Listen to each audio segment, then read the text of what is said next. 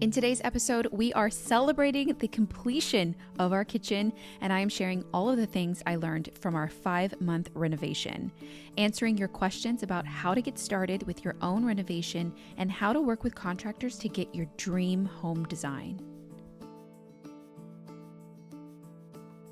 Hello, guys. Welcome back to the With My Own Two Hands podcast. I'm your host, McKenna Lee, and I am changing up the scenery again. If you're watching on the YouTube channel, you can tell. Last episode, I changed it up too because we were in the middle of finishing up our renovation and it was so noisy in the house. I just did not have a place to film. So I went up to the baby's nursery where it's most quiet, which is a space I designed. So it's so calming. It was really quite nice. And this episode, I'm changing it up once again because I'm sitting in our kitchen, our finished kitchen. We finished our renovation. We're done. I'm done. Oh my gosh, you guys. First of all, I'm so happy with how it turned out. Let's start there. After 5 months of renovating and really pushing myself design-wise, this project I think is really a testament to how much I've grown over the years doing my own projects and my own makeovers, whether that was temporary rental things that I did for our apartments, to the cottage, to my past just growing up in the design world. This definitely was an accumulation of everything that I had learned and really defining my own style and really what I love and what I like and all the little things that I paid attention to in terms of like this house particularly, which I'm always inspired by the homes themselves to renovate projects. And it just all came together and we're done. After 5 months, we are done. I am so happy. After 5 months of not having a kitchen and our temporary kitchen being in our living room and that space being such a mess and now being in this space, and it's almost like you have to relearn how to like live, it's a whole new space. Things are in different spots. There's really nothing in the cabinets yet. We're actually starting that. We kind of started last night, but we're really starting like today and through the weekend, really just figuring out where we want everything, which is so fun. The organization part of a kitchen or the organization part of moving, it's always been really fun for me. This has been a process and we could not be happier. If you have not seen the series, I have a 10-part renovation series over on my YouTube channel, XO McKenna. I take you through everything from the initial design process to meeting with the contractor for the first time to going through demo, design changes, countertops, custom cabinetry, a custom hood, appliances, how we picked everything, how everything was installed.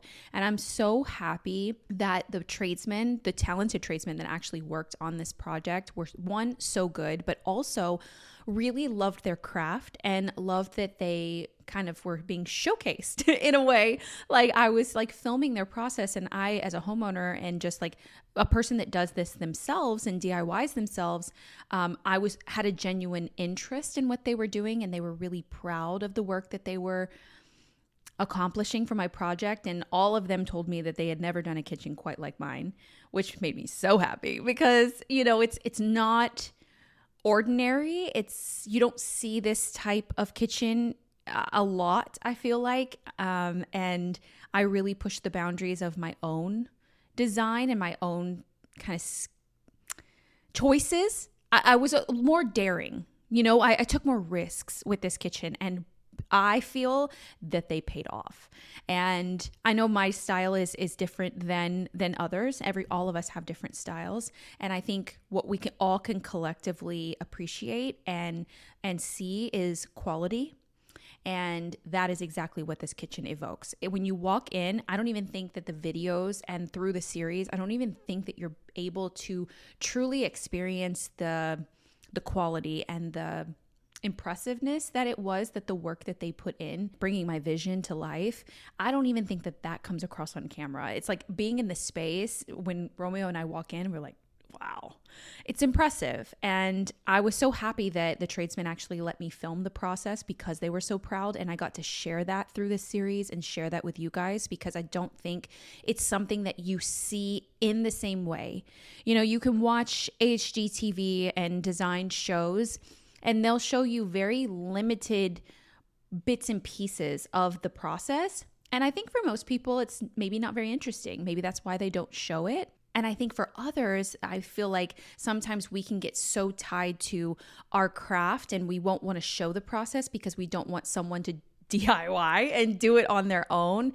And what I have learned through sharing my own projects and with these guys is that if you have the years of experience and the dedication to your craft and you truly become a skilled person in your trade, no DIY could really ever replace that. And I feel like there's still so many people out there that can appreciate the work and want to know the process so that they're more self-educated in it, but they're never going to do it themselves. And I'm so happy that they actually recognize that, as this is a way for them to expand their businesses maybe, or just for their trade to be highlighted and appreciated. And that's really what they focused on. So that made me really happy. So if you have not seen the series, I will leave it linked. There's an entire playlist over on my channel, 10 episodes, but there will be a bonus episode where we are going to be organizing everything in the kitchen, bringing everything in from smaller appliances and building out our coffee bar to all of our dishes and silverware and to everything. Literally everything that goes into a kitchen is going to come into the space. We have probably 3 times, if not more, the amount of storage that we had in our last kitchen, because that was something that was seriously lacking. We are not going to be able to fill it, which makes me so happy. But it's also more purposeful storage, and a lot of the things that we had to store around our house that belonged to the kitchen can finally come to this space, so we have more storage throughout our house. It's just such a special space and design, and I could not be happier. If you haven't been following along on my journey, you don't know that I'm a DIYer through and through. For the most part, I will choose to do my own projects and my own renovations and my own everything. Right? I like that. I like learning. I like my projects, but I did choose to hire a contractor that had, tradesmen that were skilled in specific areas to work on our kitchen because I was pregnant. And at the time we started our renovation March 8th. So it took exactly 5 months. And so for 3.5 months of that, I was pregnant. In the last trimester of my pregnancy, there was no DIYing for me. There was no, picking up power tools or using really paint or doing really anything besides growing our baby. So we really didn't have a choice. If we wanted a kitchen, I had to hire someone to work on it. And was it worth it? 100%. It got us the kitchen and it got us there faster, because if I would have renovated our kitchen, it would have taken so much longer. And that's just saying that from experience. The cottage project that I have been working on and I worked on for 2.5 years is still a work in progress. But of course I stopped to have a baby, but it's still ongoing because I'm one person. And I have 2 hands, and that's it. And that's the way I like it. There is no rush on that project, but there was a rush on our kitchen because there's just so long that you can live without that in your house and be disrupted in your lives without something so core to your home like that, from spending way too much on takeout and food delivery services with a newborn, because you can't go out every meal, to just not even having a sink. That was the hardest thing for us. I think the sink was hard. So because a renovation is so disruptive for your life, it would be nice for it to be done as quickly as possible. So hiring a contractor that had a group of really good people with him in every trade was so worth it, because it allowed us to get back in here as quickly as possible. Now, it did go over the time that we had anticipated. Originally, we thought we were going to definitely finish by the time I had the baby. And that was just based on, other projects that my contractor had worked on. Then getting in the project, he realized, McKenna likes really custom stuff that we need to take time to actually make and build and order. So it's not going to be able to be possible before the baby comes. And so we quickly approached our, contract date, which was 4 months. And we were 3.5 weeks beyond that that mark, just with the finishing touches and things like that. So we did go beyond the mark, but still, even going beyond the contract date, we were still in our kitchen quicker than we would have been if I was doing it myself, especially with a newborn. That would have been crazy. But because I am a person that loves to DIY, I was itching to do stuff, like I would see them work on something and I'm like, oh, I could do that. Or maybe they weren't here on a weekend and I'm like, should I go in there and do it? Because I love it. It doesn't come from a place of like, I think I could do it better or faster or whatever. No, it's just like, I like to get my hands dirty. I like to get my hands on a project and I like to be involved, and that's how I choose to do it, is by getting my hands dirty. So there were a couple of things after I was already not pregnant anymore. I had our baby. I was like, okay, what can I tackle? Like, what can I bring under my belt and like do, and really, have my stamp on it as well. So there were a couple of things. I finished out our corbels for our hood, just with some paint techniques. It wasn't major, and I installed them. I put all of the hardware. We have 51 pieces of hardware in this kitchen. I planned them all. Some are vintage, some are new. And I screwed all the holes and I installed everything. It's not incredibly difficult, but it's incredibly precise.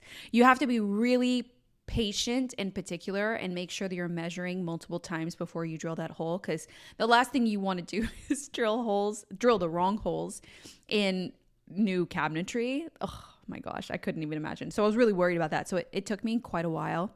I did an archway when you walk in to match the arches that I had made in the rest of the house, and just a few other things, small things that were extra details that I wanted to add. It made me feel good. It made me feel like I was more than just the designer of the kitchen. I was also like the doer. That made me really happy. I think another reason why it was so worth it to hire a contractor was because I learned so much by working with skilled people and just being surrounded by people that know things. And I think that goes for just in life in general. And I think that goes for specifically for anything, building related or creative related.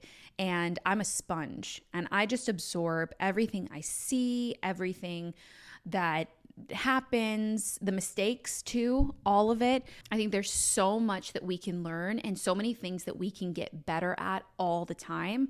And by seeing, them work on, didn't matter, the cabinetry build or how they thought through structurally how to change the space will help me in further my skill level in like the design part of things and changing spaces and imagining what they could be, to finishing, all of the stain and the paint and the products that they use and the patience that they have to really make things really good. I absorbed. I absorbed every ounce of it. So I've obviously been through renovations before, either doing them myself or hiring contractors for some of the work. Like at the cottage, I hired a contractor to do very preliminary foundational stuff at the house, like literally the foundation, like pouring the concrete. We had guys there to do all of the framework for the addition, so like building all the walls, exterior and interior, the roof, the plumbing, the electrical. There were definitely things that I hired out that I did not do myself. It wasn't a complete DIY project. For one, I had never renovated a house before, so I wasn't going to chance it by like, and I don't even know I'm not going to pour concrete for a foundation. That's wild. So there were definitely things I hired out there, but it was more of, I did have a contractor, but I had almost hired subcontractors, like specific trades to do specific things. So I project managed.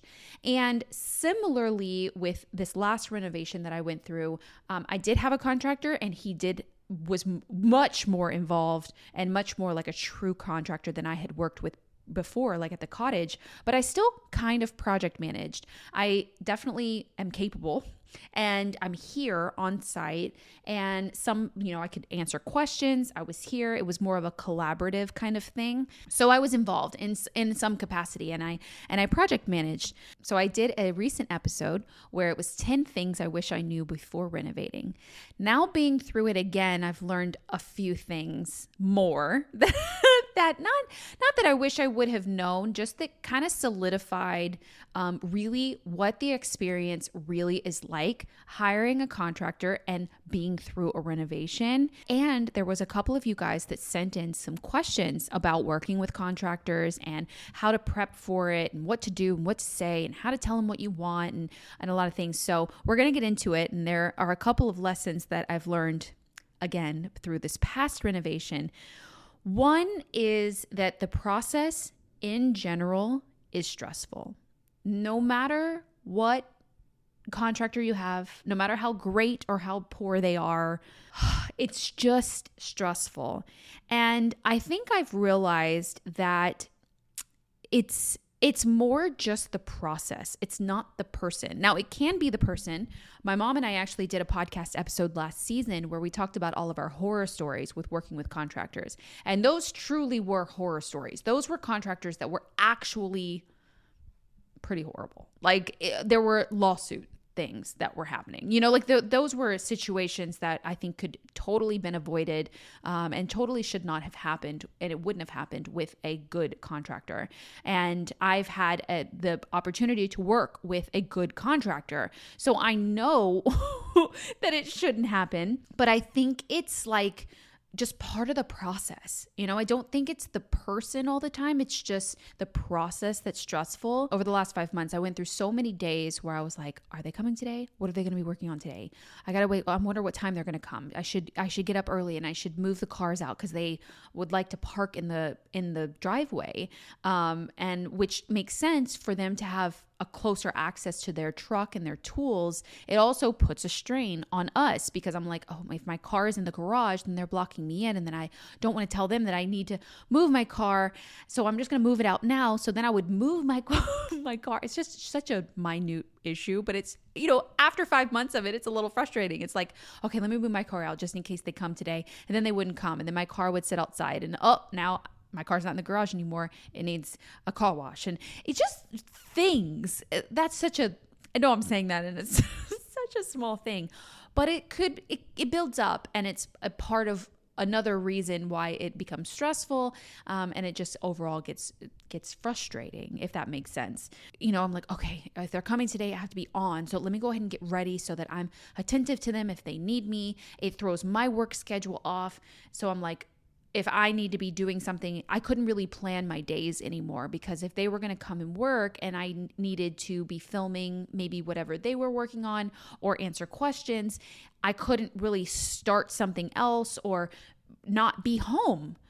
So it just overall, it was getting very taxing on our lives because my whole life became about this renovation. And I think part of it is because it is my work too. And I was sharing the process. I did get exhausted by people being here every day. And I think it's my personality type. I don't think that it would bother some people as much as it bothers me or bothers people with my personality type. I am a big introvert, especially when it comes to my home.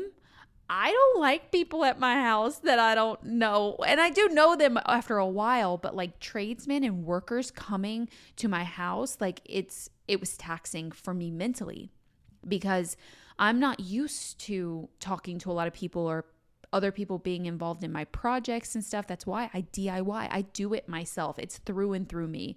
So as an introvert, I was getting really exhausted, just having purely conversations every day. I'm not used to that since I left my corporate job. I don't work with people on a day-to-day basis.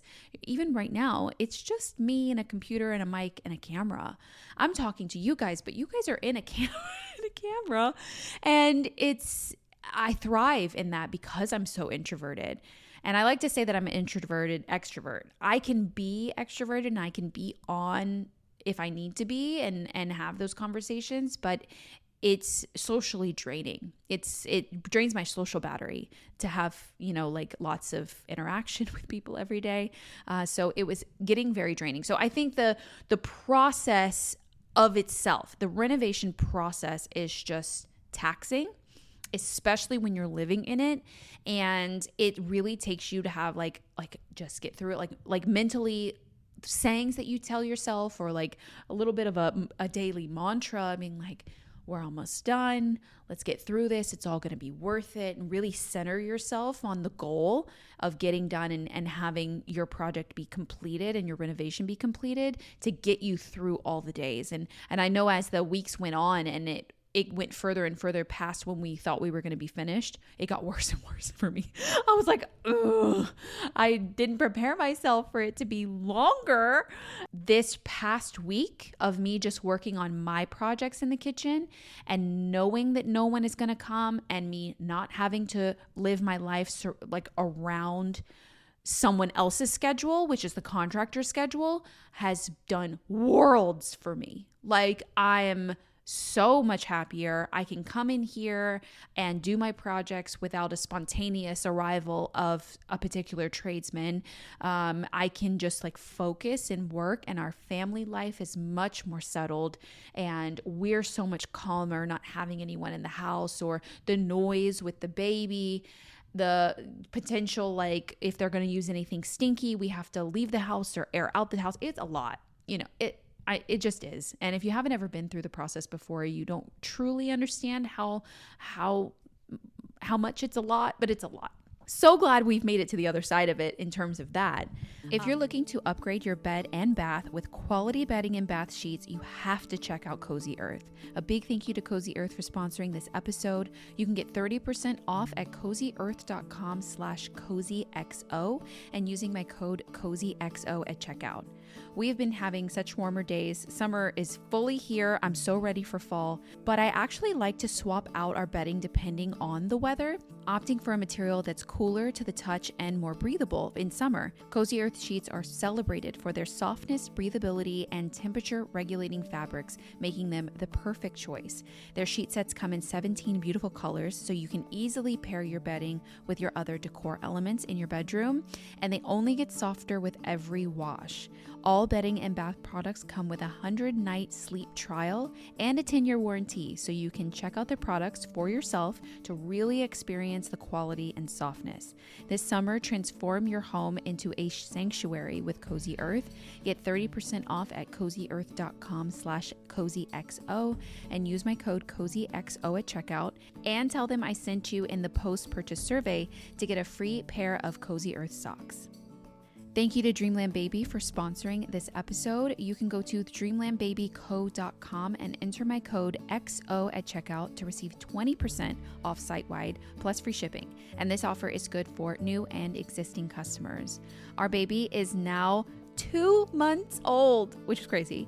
And as new parents, it has been a lot of learning, a lot of figuring out what works for him, what doesn't, how he eats best, settles best, sleeps best. I've heard mixed reviews about using weighted sleep sacks to help babies sleep from other parents, but like everything else in life, we like to try things out for ourselves to see what actually works for us and our family. After our baby would only fall asleep with our hand putting lightweight pressure on his chest to calm him, we tried Dreamland Baby's weighted sleep sack.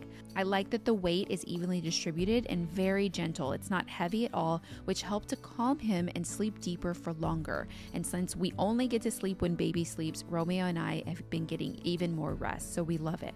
Dreamland Baby's weighted sleep sack is super soft and has a 2-way zipper for fuss-free diaper changes. If you want to try it out for yourself, go to dreamlandbabyco.com and enter my code XO at checkout to receive 20% off site-wide plus free shipping, and this offer is good for new and existing customers. Another thing that has become so obvious to me during renovations or working with people in general is that you cannot over communicate and you cannot be clear enough, because there was a couple of situations in this renovation as well as others where I would say something, they would ask me, what do you want for this or what do you want for that? Or I would communicate something that I did want and how I wanted it done. And they would tell me that they understood, but they actually didn't. And they would say, yes, yes, yes. And it was really like that I was speaking a foreign language. Or just don't tell me yes if you don't really understand. I'd rather someone be like, no, clarify that, or no, what do you mean? So I got into a situation where I was like, no, I'm saying things over and over and over and over and over again. And I'm going to share pictures and I'm going to be overly clear. And it still didn't really like come across the right way. I think some of it was a language barrier, because we had lots of tradesmen that I'm not fluent in Spanish at all. And so there was a language barrier with a lot of the tradesmen. And so I just had to over communicate, and sharing examples was like so much more helpful than just saying what you wanted. Showing is better than saying. So I felt like that really worked for me. My advice to anyone that's going to be doing a renovation is that not to be afraid to over communicate, and don't worry so much if you've already said something or you feel like you're annoying them. Let them tell you, like, let them push you out, be like, yes, we understand, I totally get it. Like, make them be like firm about it. Otherwise you run the risk of not getting actually what you want, and there to be mistakes, and you not to be happy in the end with whatever happened during your renovation, because of miscommunication. So that was big for me, especially towards the end with more of these like finishing details. I saw it the most during this project with our countertops. I think that I wanted something that really most clients never want and they haven't ever done before. So it was hard to communicate that because it's really design. I was pushing the design boundary, so when I'm like sketching profiles and I'm like trying to explain like what detail I want, if it's something that someone's never done before, it's harder to comprehend. It's harder to know, so showing pictures, I had an example, and sketching it out and really honing in on what I want and explaining what I want was so important. So that's where I saw the most miscommunication, or the most friction. But in the project was with the countertops for sure. Another thing that I've definitely learned is that there are going to be hiccups no matter how good your tradesmen are, how good your contractors are. There's hiccups in like my own projects, like there's always going to be something that I encounter that I have to pivot and change. And really how I'm meaning a hiccup is you set out with a plan to do this and do these steps in a renovation, but along the way, you encountered something that threw you off course. And that's a hiccup for me, so it's like, oh, I have to pivot now. I have to change course because something came up, something went wrong. We have to fix something else. Something didn't work, and now we have to pivot. So there will always be hiccups. Just know that going into it, and just think of it positively in a problem solving kind of mentality, as just something that you need to figure out. And you're going to be in such a better mental state with your project if you think about it that way. We did have a few hiccups in this kitchen. One was really early on with like the structural work. Once you get into the walls of a renovation, especially if you have an old house, you're going to find things. Like you're probably going to find something that's wrong or that needs to be fixed, or while the walls are open, if you see something that you need changed or needs fixed, that's the time to do it, and not to go back later and fix it. So that's why I always recommend having about 10% extra on top of your budget, whatever you set for your renovation, for these hiccups, for these like extras that you kind of have to fix or want, to take advantage of. So one was during structural work around this door behind me, that the new doors that we put in, there was windows there. And they had, at some point, they must have had termite damage in this house.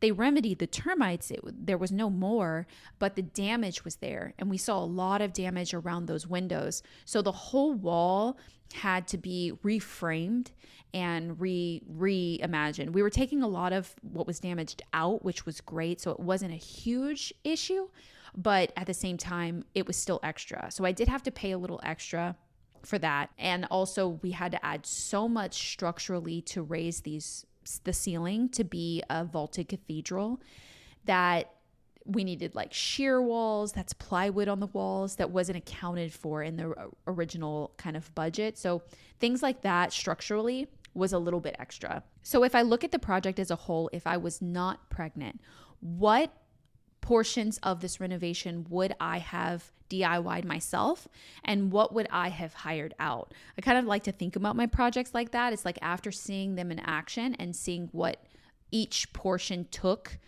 in terms of manpower, in terms of strength, in terms of skill, in terms of all of that, like what do I think I could have taken on and I would do in the future versus what I would still hire out and still not be a DIY project for myself. The things I would not do is I would not do demo again. I've done that in the cottage. I got so strong.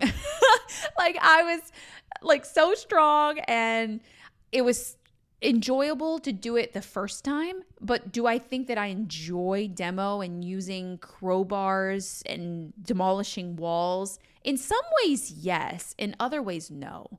I don't think that I would ever do demo myself again, just from a pure strength and like that just didn't interest me kind of point. So I would definitely hire demo because it would go faster if I hired a team to do that. That would be valuable for me.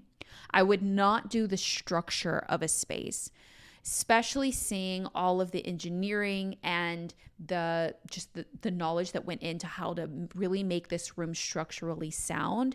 Let alone they raised 300-pound beams above their heads into the ceiling.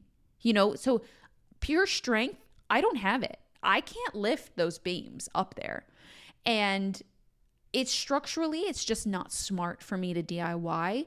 And I would definitely hire an engineer and hire people to do the structure in terms of framing a room out for sure. I also wouldn't do drywall. I think in this room, I think I could have tackled it myself. But in terms of like floating drywall, hanging it in general, the drywall sheets are really heavy. I didn't do it in the cottage, and I don't think I would do it ever.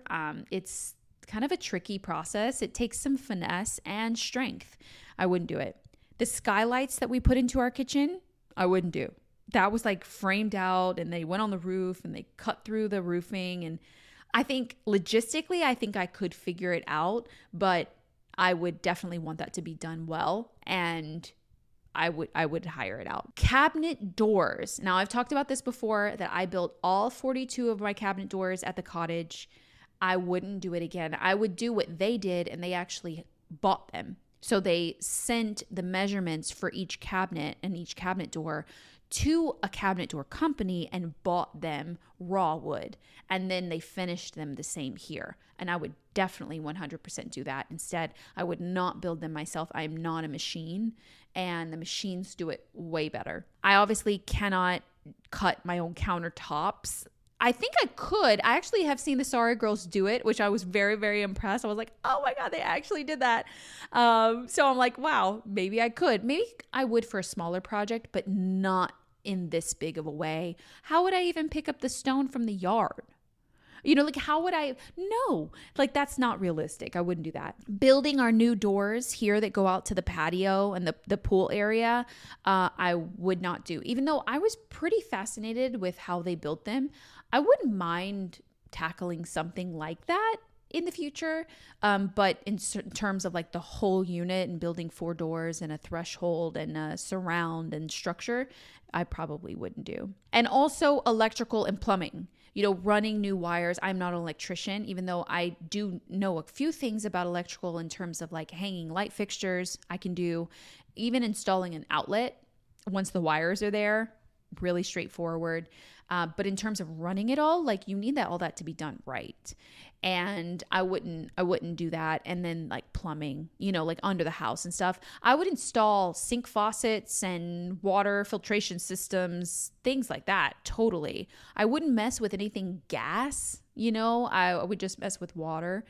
But yeah, those are definitely things I would not do in a renovation. What I would do in terms of what we did in our kitchen was I would definitely patch the floor. We kept our original brick floor that's also recurring throughout our house. And there was a section in the middle where we took down a wall. And the brick floor had been added after this space was already created, already built. So we needed to be patched in the center and over by the sink area. I would definitely do that. Lay the brick, put the concrete mortar in between. Definitely do that. After seeing them build these custom cabinetry boxes, and I have built cabinetry boxes before. I do have experience with it. I did all of the ones in Texas. The boxes themselves, I would build. I would do again. It would take me a long time, just like it took them, because there was just one guy working on our cabinetry for this project. But I would definitely build the boxes and do the trim work and just buy the doors. So I would definitely build cabinetry again, for sure, 100%. Definitely do all of the painting, inside and out, painting, 100% all day long. Definitely tackle staining work and finishing work, even though I think that the guy that worked on our finishes was so incredibly knowledgeable and talented and like did like a phenomenal job with all of the staining work. And just seeing like how much patience he had for each process made me value it even more. This big of a job, I'm so happy that he did it because he was here every day for like weeks, 2 weeks doing this kitchen and doing all of the stain work and working through the process. But I would tackle it for sure. That's a DIY that I would do, but probably not in this big of a way. I would definitely install appliances. I installed our fridge myself. Like totally doable. I'd done it before, so I knew what to expect with this fridge. I would definitely install a sink with the garbage disposal and everything. I would not do the oven because our oven is usually gas, and I don't mess with gas, but I would definitely install an oven for sure. I helped the plumber install it at the cottage. So I would do that. I would definitely put up my own lights. You do not need someone to put up your own lights if you know what you're doing. Our chandelier was really heavy, so I did have them do it. Other than that, I would have done it myself. And I would build a hood. I've done it before. I would have totally enjoyed doing this one. I don't think I would have been able to lift it up there. Honestly, I would have had to bring people to help me, but I would have enjoyed doing the hood for sure. What I did do and would do again is restore any work that needs to be done. Like I restored the windows. They worked on the door for me, the existing door, but I would totally do restoration work myself. I would totally do archways and trim details. I would totally add the hardware myself because I'm so particular and I know it's going to be done right.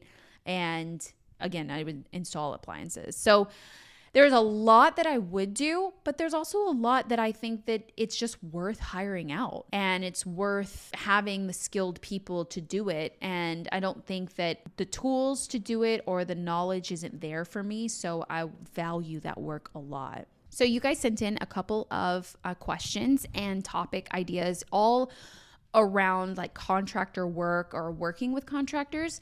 So that'll be our design dilemmas for this episode. So someone anonymously sent this one in. How do you handle uncomfortable situations with contractors when it comes to the quality of the work?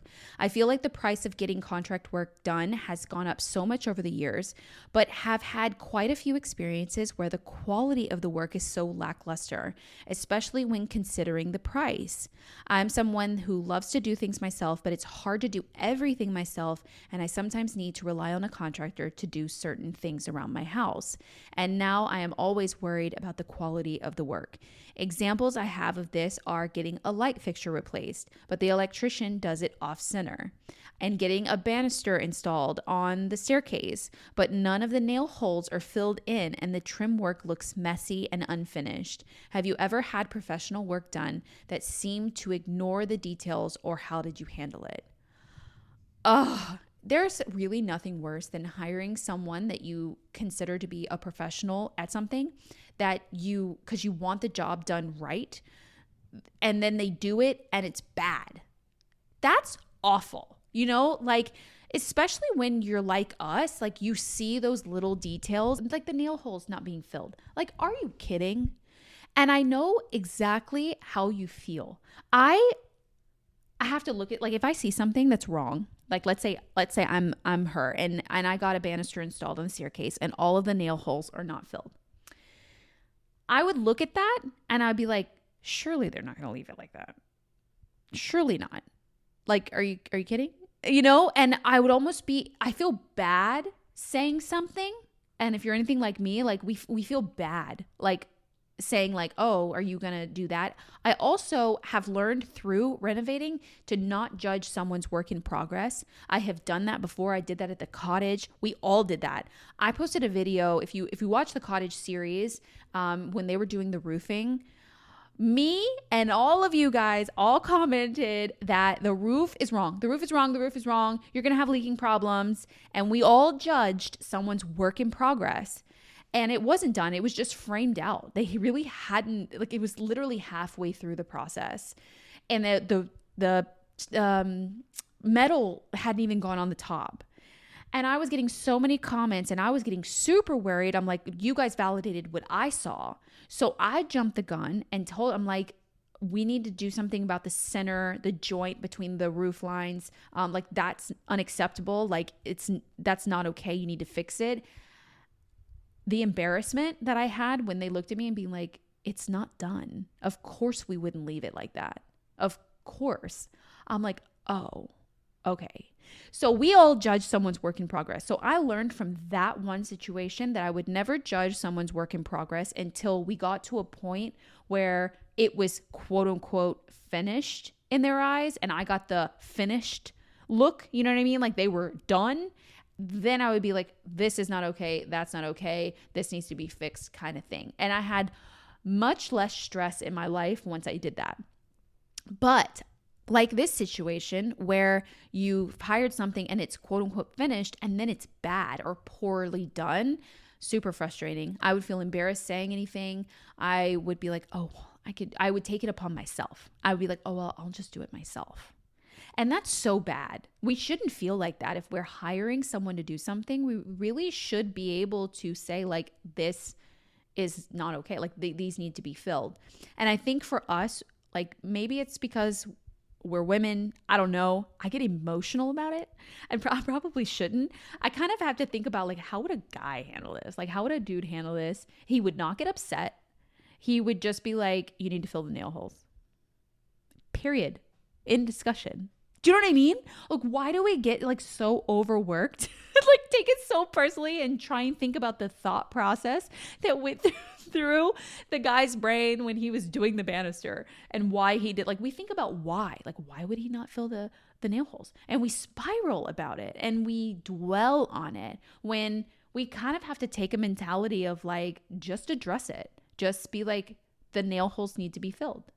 Period.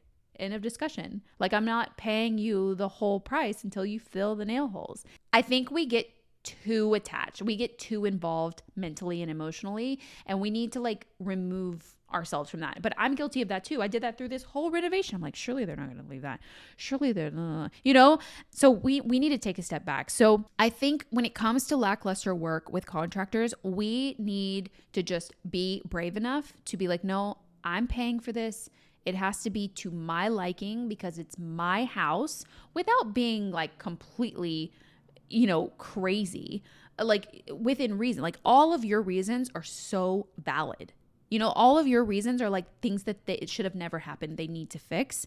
And so a light fixture being off center, literally, we just need to take the emotion out of it and just be like, the light fixture is off center. We need to fix it. See how, like, I say that now and it's so easy, but I know, like, being in this situation, I too am going to be so emotional and not want to say it and be like, well, can I maybe fix it myself? And no, we don't, me and you both, we need to, like, not feel that way and just think of it very matter of fact and deal with it in a very level-headed, calm way. Trim work looks messy and unfinished. Yeah. Be like, it looks messy. We have to perfect it. You know, like all of this, I can give examples. It's like this spacing is here. This needs to be caulked. I see all the nail holes. Like it needs to be perfected. And that's why I strongly, strongly advise do not pay in full before the job is done. Because then if you complain and they feel like they did a good job and you're saying it's not good and they just don't come back, you're the one that ends up getting screwed. You're the one that ends up having really bad trim work and out the money. And now you have to finish it yourself or you have to hire someone else to do it and fix it for you. Alex sent in this. She said, I know you've touched on bad and good contractor experiences with your mom on a previous podcast episode, but how do you create the blueprint and layout for a room, or in some cases, the whole house, and pitch it to a good contractor in a way that is clearly understood by both parties, like yourself and your contractor? Also, during the initial meeting, do you need to go super in depth with measurements and your choice of materials like type of plaster, tile, wood, etc.? Okay, so to answer her first question, like how do you create blueprints and layout for a room or a whole house and then pitch it to a contractor? I obviously, with this kitchen renovation, I sat with the design for an entire year. if not more, an entire year and a half maybe before getting started. It's something that I did a lot of thought on, a lot of research on, a lot of pulling inspiration pictures, thinking through how we would use the space, what the problems really are. Like it was a lot. If you go back to the very first episode in the series for the renovation, I talk about the blueprints for it and why we made the decisions that we did for this renovation. Really comes down to like space planning and figuring out how you use the space and what the design will become in the end. And I'm a type of person that I can look at a space and imagine it a different way. I can see it in my head and I can start to plan it that way. I mean, this kitchen is kind of evidence of that. This is how it looked in my head 2 years ago when we bought this house. This is how I started to dream it up. And then to help other people see inside my head, I sketched it out. I'm self-taught in terms of like sketching a layout or sketching a floor plan. I have a design degree, but it's in fashion. And I used a lot of the same programs as interior designers do, so like in CAD and things like that. So I had some knowledge. I have knowledge of like perspective, like drawing in perspective. So those skills have helped me. But you can learn literally how to draw your ideas from online and how to draw in perspective.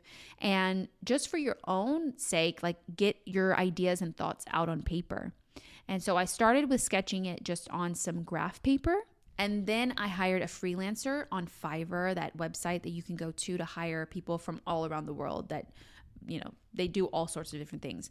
But you can find a 3D designer basically to render your sketches. And so I did that. It didn't cost me a lot. I think I'll tell you, I'm looking it up right now. I will tell you exactly how much I paid. So I paid $149.50. And that was with the tip. That's why it's a little bit of an odd number. That was with the tip that I gave the designer, because that's common on something like a website like Fiverr. So for $150, I got someone to 3D render my sketches so that I knew what it was going to look like and I could further make the design more perfect. And also I had something real and physical to show the contractor what I wanted.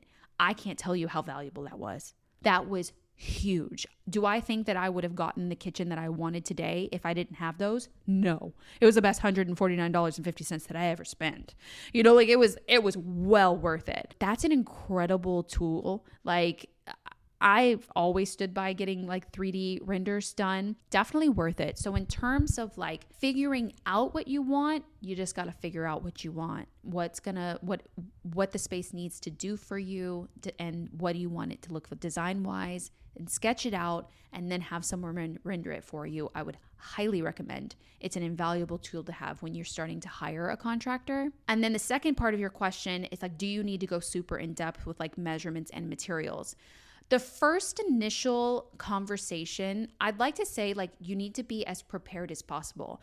What your contractor is going to do is bid your job. And if you're a smart home buyer, you should go to multiple contractors and have multiple conversations and have them all bid your project. See who they've worked with, like what work that they've done.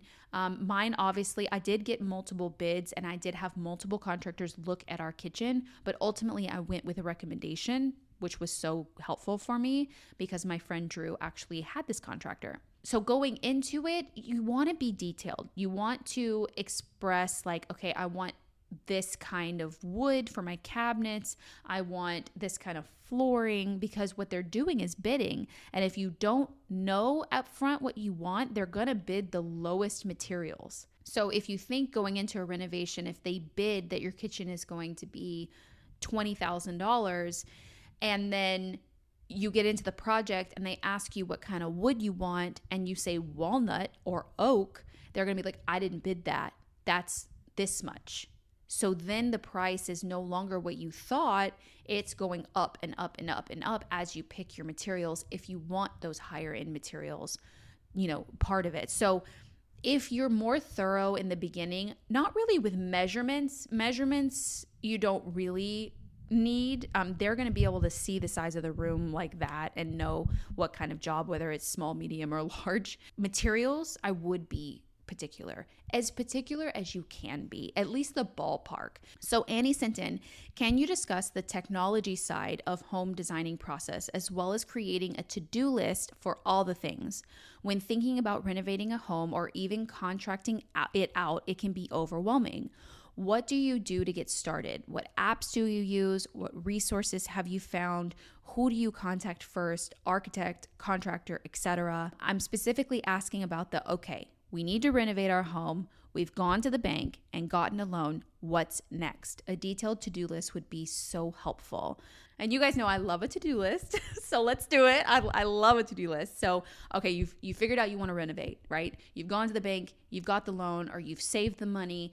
You know what your budget is, because if you've gone to the bank or you've saved the money, you know what you've got and you know what you're willing to put into it. So that's a great step in the right direction, and that's really truly the first step. Deciding that you want to renovate and you're going to pull the trigger and you're like, yes, we're going to do it, and figuring out what you want to spend. So that would be top 2, right? So now you're in a phase of what do you do next? Like she said, 100% I would figure out what design you want. You've got to have inspiration. You have got to have something to show someone what you want. Otherwise, it's going to be someone else's dream kitchen, not yours. It's going to be what they've built before or what is easy for the contractors, because they will default to that. They've done this before. Let's just do that, and maybe that'll make you happy. Sometimes it's just having a conversation with a contractor first, because they'll have inspiration to show you. Maybe they'll know what's possible, and they can help you along the way. I don't do that. I have a very particular style, and I know what I like and I know what I want. So I always do the inspiration gathering on my own. Start sketching out your ideas, even if it's scratching on paper. It doesn't matter. Just get your ideas out on paper. And then I would highly recommend, like I said, hiring someone to do the model for you. And if you can't design it and you really need someone else's eyes on it and you just don't know what's possible, a designer is definitely the route you want to take. You want to reach out to a designer in your area, or I think that there's a couple of websites now that do that. I have never looked much into that because I design my own spaces, but what's it called? Havenly? Maybe. And I don't think it's just for decorating. I think you can renovate too. I actually don't know. But look for designers in your area. Think about getting recommendations for designers, and start talking to them so that they can bring you ideas and really hire an interior designer. Most of the time they will have contractors that they work with already. So it's kind of your first step towards everything else. Then you're going to want to pick your contractor if it doesn't already come with the designer. You're going to want to interview at least 3 of them. You're going to want to show them your design, and that goes with the design of the space, the materials that you want, because they're going to be able to bid that project based on what you provide to them. And the clearer you can be and the more prepared you can be for those meetings, the better. And now you have a contractor. And next is you're going to go through on their schedule. They're going to ask you for budget draws, which is multiple payments throughout the process once they get to specific phases. So we had 9 payments on our kitchen. And one was initial, to get started. And then the next one was when they started demo. And then the next one was when they started, I'm trying to remember, structural work. That was another one. It's kind of each phase is when they pull money. And so you won't pay everything up front, or you shouldn't. No, you should not. Do not pay everything up front. And there will be a balance left over at the end. Once you do your final walkthrough, once you do your punch list, you figure out what still needs to be done, and then you cut that final check, and then you're done. So that's a kind of broad checklist of how to go about each phase. And again, throughout the process, you just want to be as attentive as possible, because that's how you're really going to get the renovation and the outcome you really want. I know that that's a top level, but it really is the to-do list, and every project is going to be different. So your project isn't going to look exactly like mine. You're going to have a different list, that you need to accomplish. I had like a kitchen, so I had like things I needed to order, like appliances I needed to order, because that was not something that was in my contract with my contractor. I did that separately because I already knew what I wanted. So I got all of that. I needed to place all of those orders. I obviously was sourcing all of my own hardware. That was not in the budget with my contractor. That was something different for me. So I needed to order those and find those. So those are all little things that went into my overall to-do list as well. I am so happy that we are done with our kitchen. I'm so happy to be sitting in this space. I'm so happy to be using it and being able to cook. We can delete our apps that we order out all the time and has spent I don't even want to know how much money we have spent on delivery apps and ordering food out. I don't want to know. I'm not even looking because I don't want to know. And now we are very much in a phase of we're going to be cooking at home and just enjoying the space. I could not be happier with the space, and I could not be more happier that we are finished so that we can just live. I hope that any and all of these episodes have been helpful, because I've been centering around renovation work, because that's very much what we were working on. And I felt like I had a lot of like insider tips and insider knowledge to share with you guys. So I hope it has been helpful. As always, please send in your topic ideas and your design dilemmas that I put at the end of every episode. I'll leave the forum in the description box of the video and in the show notes on the audio if you're listening on the go. And of course, subscribe and follow along if you're not already. And if you have not seen our kitchen series and renovation, I will leave it linked for you. It's a good one. I'm really proud. I'm a proud kitchen owner right now. And it really shows you the process. And I think it could be really helpful to anyone that wants to start their renovation journey. So I will see you guys again very soon for another episode, and very soon for more projects here at the house. I think we're going to, insider, you'll hear it here first.